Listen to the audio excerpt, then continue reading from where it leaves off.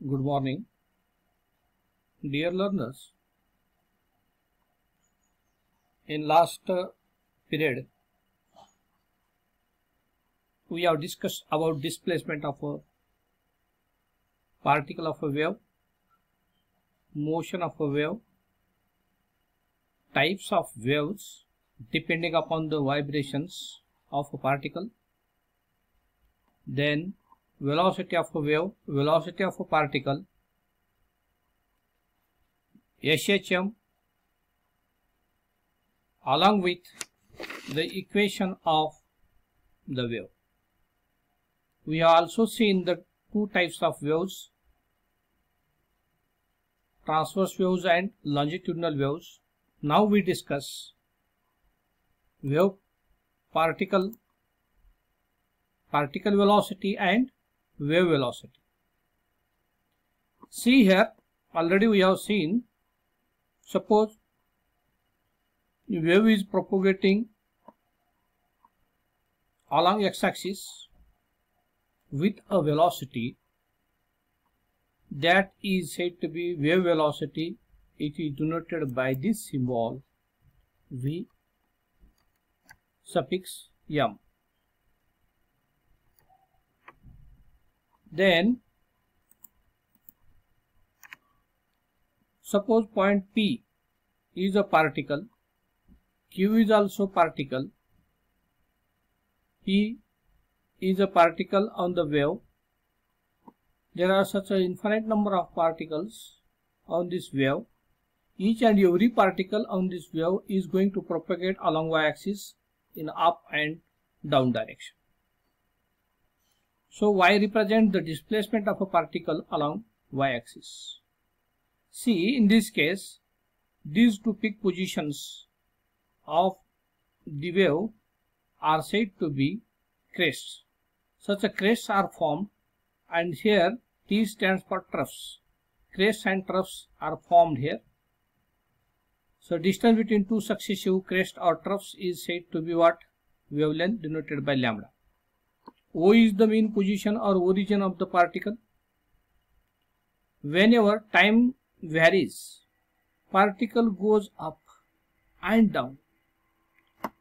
As time varies, particle's displacement also varies. Particle goes to this position at a particular time t, that is said to be a maximum position. It reaches to the maximum position, and from this position to the initial position is said to be amplitude of the particle. In the same way, this is said to be amplitude in positive y-axis direction.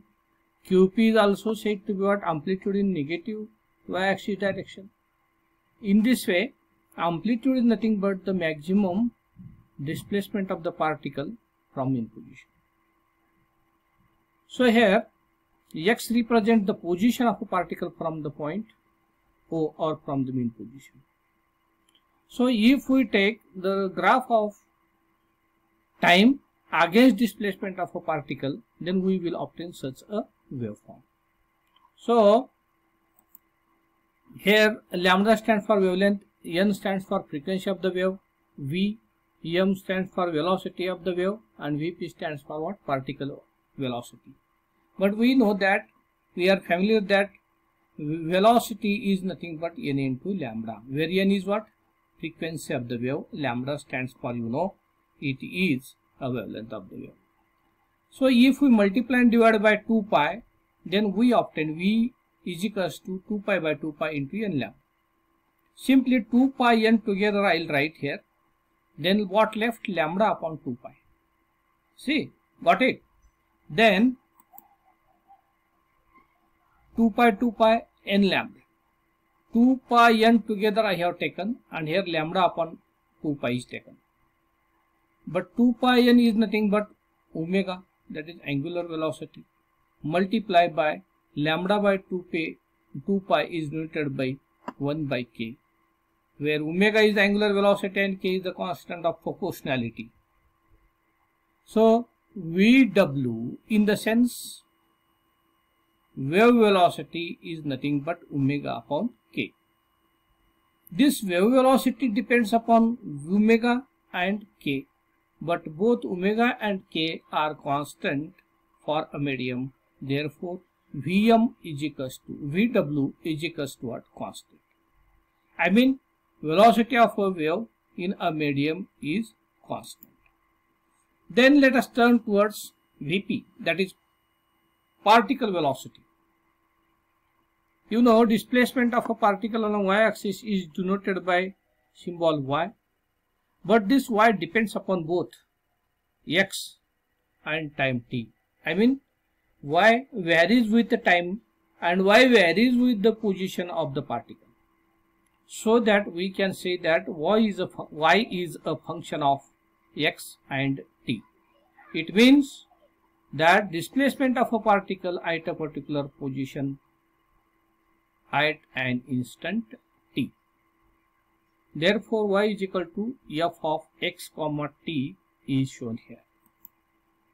We know the equation of displacement of particle of wave is given by y is equal to a sin omega t minus kx, where a is nothing but what? You know, it is an amplitude of the wave. Then if we differentiate this equation with respect to time, we obtain dy by dt is equals to omega. Since we are differentiating with t, that's why differentiation of omega t, we are taking what? Omega here. Omega a, differentiation of sine is cos omega t minus kx as it is. Again, if we differentiate with respect to time t, that is second order derivative, then we obtain d2y by dt square is equals to minus, because derivation of cos is minus sine. So minus sine, omega into omega becomes omega square, amplitude as it is, sin omega t minus kx. Suppose this is number 1. In the same way, if we differentiate the equation of wave with respect to the position x, then we obtain the equation of velocity of a wave. That is dy by dt is equals to k into a into cos omega t minus x.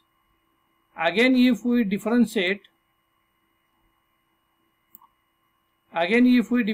this equation with respect to x, again, I mean second order derivative, if we take, it is d2y by dt square dx square is equals to minus k into this again k square a sin omega t minus kx. Suppose this is equation number 2. Let's divide by equation 2 to first. Then we obtain the relation between d2y by dt square and d2y by dx square. After this we obtain d2y by dt square whole divided by d2y by dx square is equals to omega, this as it is, minus omega square a sin omega t minus kx divided by minus k square a sin omega t minus kx. Minus minus become plus. Here sin omega t kx minus sin omega t kx gets cancelled. Then what left? Amplitude gets cancelled with each other. Then what left? Omega square upon k square.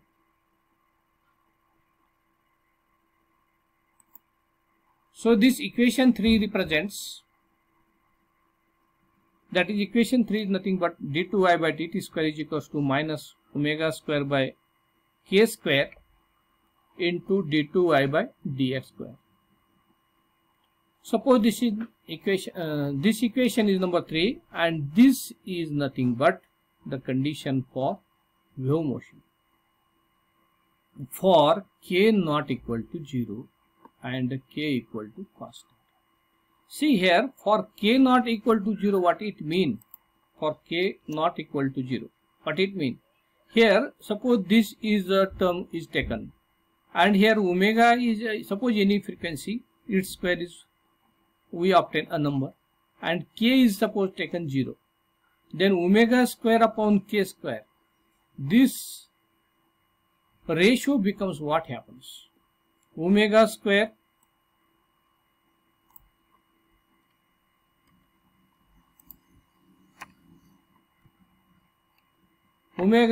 upon k square.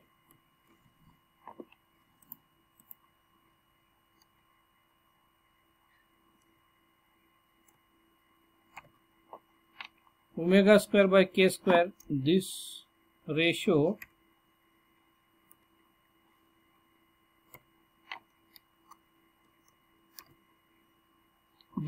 becomes what happens?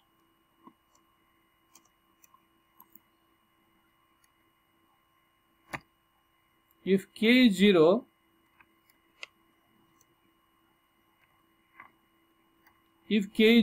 then omega square upon k square, this omega square as it is, I will take omega square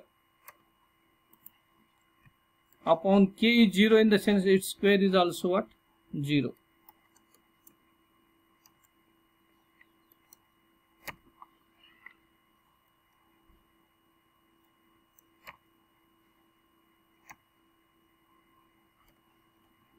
Omega square upon 0 we are getting. But you know,